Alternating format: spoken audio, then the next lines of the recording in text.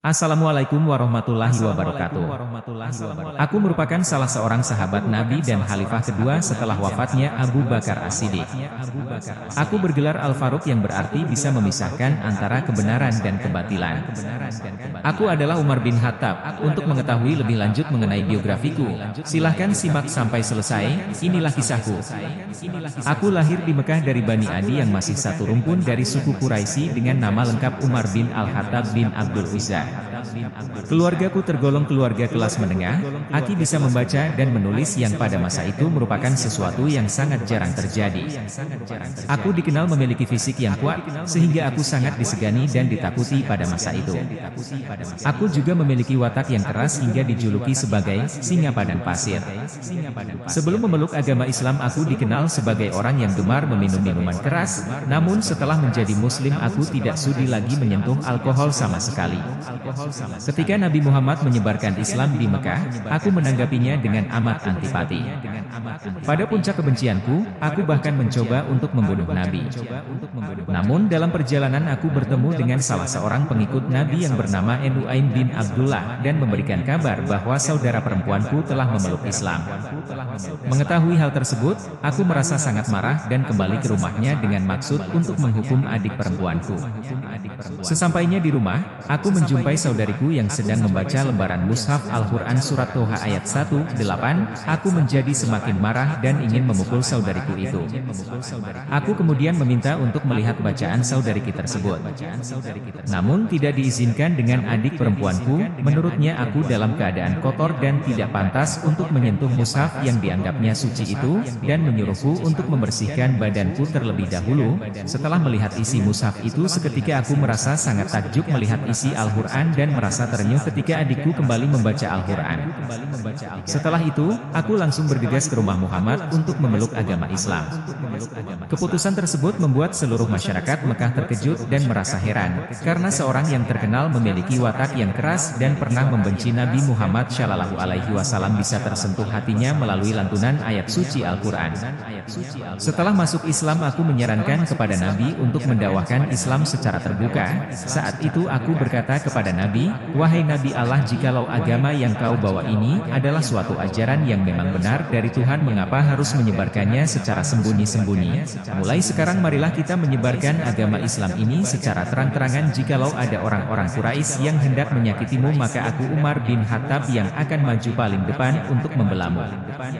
Setelah itu aku keluar di keramaian kota Makkah dan menyiarkan kepada para kaum Quraisy yang masih kafir. Dengan pedang di tangan aku dengan lantang menantang mereka sambil berkata, "Wahai kaum Quraisy, akulah Umar bin Khattab. Ketahuilah bahwasanya mulai detik ini aku sudah memeluk agama Islam. Mulai saat ini aku adalah pengikut daripada Nabi Muhammad SAW. Barang siapa yang ingin menjadikan istrinya menjadi seorang janda, maka majulah. Dan barang siapa yang ingin anaknya menjadi yatim, kemarilah. Ketahuilah siapapun yang memusuhi Muhammad dan agama yang dibawanya, maka aku, berarti dia sudah siap untuk menghadapi Umar bin Khattab dan kehilangan nyawanya." Saat itu semua yang ada di situ tidak ada satupun orang yang berani menghadapiku. Pada tahun 622 Masehi, aku ikut bersama Nabi Muhammad SAW untuk berhijrah ke Yastrib, Madinah. Aku juga terlibat dalam beberapa peperangan, seperti Perang Badar, Perang Uhud, Perang Khaybar. Pada saat hijrah ke Madinah, aku memang terkenal dengan watak yang keras, namun sifat lembut dan kasih Nabi Muhammad sering membuatku luluh dan meneteskan air mata, seperti pada kisah saat aku mendatangi rumah Rasulullah. Tiba-tiba spontan aku meneteskan air mata. Waktu aku masuk ke rumah Rasulullah SAW, saat itu Rasul sedang berbaring, tiba-tiba spontan aku meneteskan air mata, menangis karena melihat kondisi Nabi Muhammad SAW.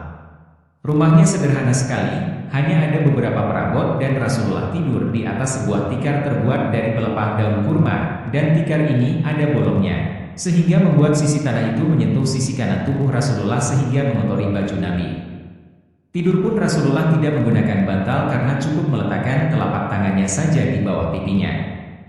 Ketika melihat tangisanku, Rasulullah pun bertanya, "Mengapa engkau menangis, wahai Umar?"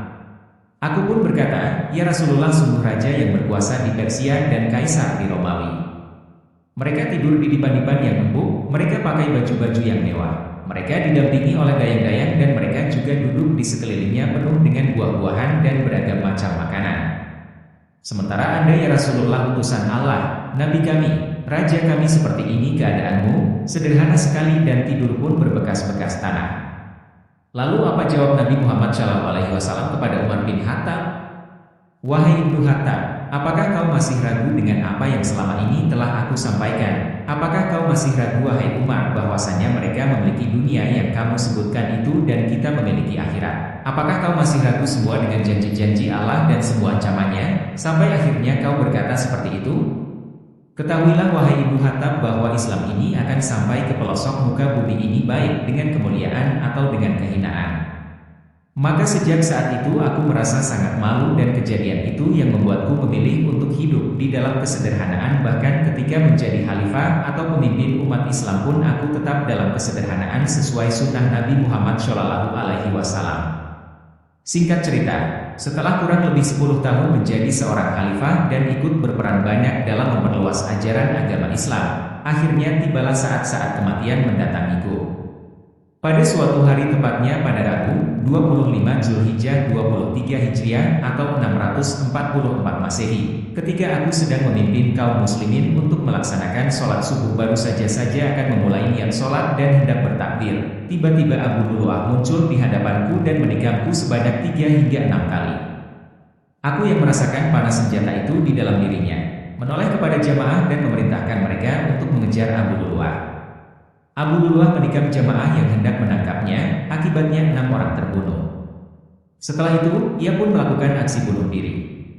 Tikaman yang dilakukan Abu Lu'lu'ah mengenai bawah pusarku dan menyebabkan putusnya lapisan kulit bagian dalam dan usus lambung. Aku pun tidak bisa berdiri karena rasa perih dari tikaman itu hingga akhirnya terhempas dan jatuh.